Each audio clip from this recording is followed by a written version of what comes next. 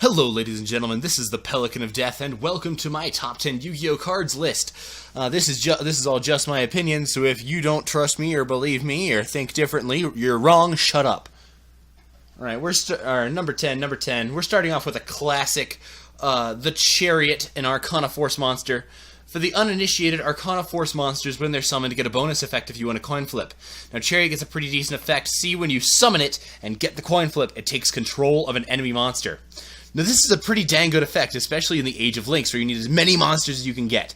And due to its only cost being a summon and a coin flip, this is about as consistent as Jin format Necross. Alright, number 9! This card is really good support. It's called Batteryman C, and it's really good support. What it does is it supports really well. It just supports really well. What can I say? It supports every part of its archetype. It just supports really well. Now, what most people don't realize is that this card actually supports its archetype really well, to the point where it supports its archetype really well. And then, when you analyze the card real hard and play with it a lot, you realize that it actually does support its archetype really well. Overall, I think this card supports its archetype really well, and would like to see more Battery Man cards that support their archetype really well. Number 8. Das nächste ist ein Maher Janus. Es heißt Rock Sunrise, und wenn der first beschwörst du ein Monster aus deinem Friedhof. Nun, dies ist bereits in Tier, das nun Werderborgen wird, es schon verrückt ist, aber in Schreif ab. Nachdem das Monster beschworen wird, prüft die Karte, wie viel Monster, bepflanzen und gargren Monster sich auf leherem Friedhof befinden. Und dann werdet Herdes Gengershi Monsters Weinhart angesprungen. Eins in Sammlung verrückt, tastelig ist und so gut, dass pro Zug nur einer werden kann, und ist so stark, dass die offiziellen Yu-Gi-Oh! Website sagt, dass es nein existiert. Dice Card wurde von Chumley Huffington im Anime Raden Series angefangen gegen Dr. Crowler verwendet. Alright, number 7. Now, Harambee is a personal favorite of mine since I ran Bob Ross Turbo for several years, but I digress. It gets stronger with each human kit on your field and is immune to trap effects. It bypasses Mirror Force. I'm not sure what to tell you. It's basically game over unless they use Gustav Max on him or something. Alright, number 6. An utter gem, blast from the past. Power Creep got to this one, but he still pulls weight out there. This is Mechanical Chaser, a level 4 Dark Machine and part of the Machine King archetype. This guy was tier 0 back in the day, and even now I cannot look him in the eye. Possibly the best thing about this guy is his consistency. He's practically always going to be on the field with stuff like Azure Eyes Silver Dragon, Creepy Coney, Box of Friends, Gem Knight Obsidian, Enchanting Fitting Room, The Law of the Normal, all of the Phantasm Spiral cards, the list goes on. He's always going to be on the field, always a threat. I never leave home without at least 12 Mechanical Chasers in my wallet, just in case I need to beat up a mugger wielding Kaiku the Ghost Destroyer. Alright, back to number 5. Now, Goldmere is a personal favorite of mine, from the ancient time when Nintendo was still toying around with a variety of card frames.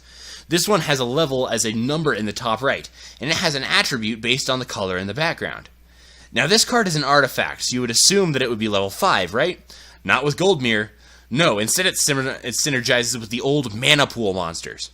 Blast from the past, right? Anyway, this card was an utter beast in the 2002 Mana Pool meta, especially in mirror matches with level limit Area B. Goldmere would boost the levels of enemy Mana Pools to cause stalemates. Needless to say, it's never been reprinted, and ended up causing a bunch of new cards to finish off its remnants. Most notably Burden of the Mighty, which was released 5 years early because of this artifact. This next one's kind of cheating, since it's really 2 cards, but I'm counting them as 1 because they're never seen apart. That's right, it's everyone's favorite spellcaster, Warlock of the Ice Barrier. See, what it does is while you control another face-up Ice Barrier monster, both players must set spell cards before activating them, and they cannot activate them until their next turn. Now, this is really cool just because it's, what's the spell? It's spell something fragrance, whatever, you know what it does. See, now this is a good card by itself, but its biggest use is combining it with the Ice Barrier's signature spell, Ice Barrier. It gains you 8 armor, stopping the next 8 sources of damage coming at you. It's been rumored that Nintendo printed Trickstars for the express purpose of making them a tech option against the heavyweight control meta that the Ice Barriers brought, just to make sure the game moved at a fast enough pace. This card is also noticeable for having both effect text and flavor text as a Yu-Gi-Oh card. Number 3, now we're getting into the real dangerous stuff. So this is perfectly ultimate Great Moth. Now this thing's got 6,500 total stats. Those of you who have already wet themselves can leave now. However, this thing gets scarier. Normally you've got to sacrifice 2 monsters to summon a level 7. But with this thing, you've only got to sacrifice 1. See, Petite Moth is a level 1 normal monster, meaning you can search for it just as easily as you would Mechanical Chaser, plus you can find it with 1 for 1. Basically, you're getting this thing out on the field every turn! Next is Cocoon of Evolution. This freaking thing hulks out your moth, not that it needs it, and is the only thing stopping perfectly ultimate Great Moth from wiping out every deck on the planet.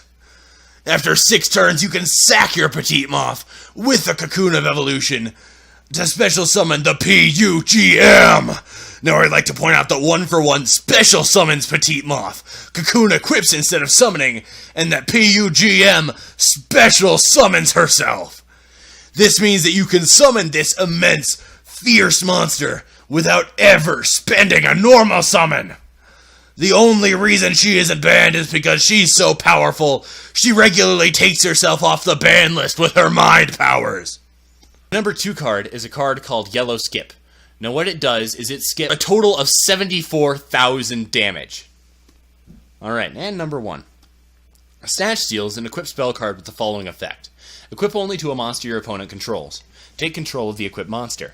During each of your opponent's standby phases, they gain 1,000 life points. Now, while the 1,000 life points may look like a lot at first, you must consider that you're almost always going to be stealing a monster with more than 1,000 attack. You're also removing a blocker, creating an attacker or tribute or link material or exceeds material for yourself. It's really good, so good it's banned. Thank you for watching. If you enjoyed this video, please like, comment, and subscribe for more intense and smart content. Goodbye.